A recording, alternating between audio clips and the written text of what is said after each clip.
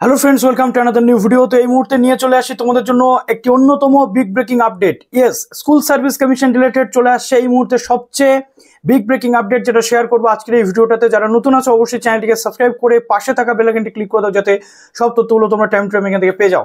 তো গত যে 16 তারিখে শুনানি বা 16 তারিখে জাজমেন্ট ছিল কলকাতা হাইকোর্টের ডিভিশন বেঞ্চে, এটা আমি তোমাদেরকে একাধিকবার কিন্তু বলেছিলাম যে এই যে জাজমেন্টটা এসেছে, যেটা 10 নম্বরের টিচিং এক্সপিরিয়েন্স, 16 সালের যে নিয়মে পরীক্ষা হবে নাকি 25-এর নিয়মে পরীক্ষা হবে, তারপরে এজ রিল্যাক্সেশন কারা পাবে, এই নিয়ে হাইকোর্ট কিন্তু মামলাকারীদের বক্তব্যে কোনো এন্টারটেইন কিন্তু করেনি এবং মামলাটা ডিসমিস হয়ে যায়।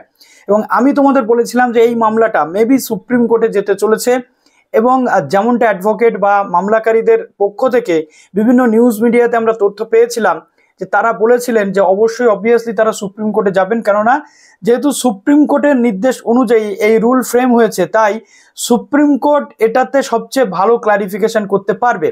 অবশেষে চলে এলো সেই বিগ ব্রেকিং তথ্য আমাদের হাতে। আজকে কিন্তু সুপ্রিম কোর্টে মামলা দায়ের হলো মামলাকারীদের পক্ষ থেকে, এবং অর্থাৎ যে সমস্ত ক্যান্ডিডেটরা বঞ্চিত চাকরি প্রার্থী ছিলেন তারা কিন্তু সুপ্রিম কোর্টে ওয়েটিং লিস্টে ক্যান্ডিডেট যারা ছিলেন তারা কিন্তু সুপ্রিম কোর্টে মামলা করলেন, এসএলপি ফাইল করলেন, স্পেশাল লিভ পিটিশন কিন্তু ফাইল করলেন।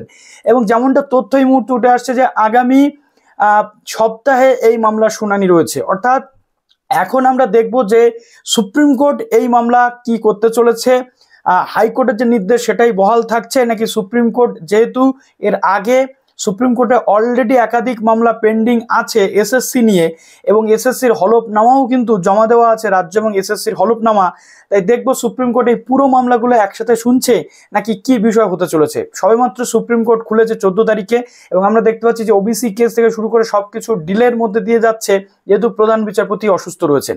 তো কি আপডেট উঠে আসছে আমি অবশ্যই আপনাদের সঙ্গে শেয়ার করব। তো অবশ্যই ভিডিওটা লাইক করে দেবেন এবং বন্ধুদের মাঝে শেয়ার করতে ভুলবেন না। ভালো থাকবেন সবাই, বেস্ট অফ লাক।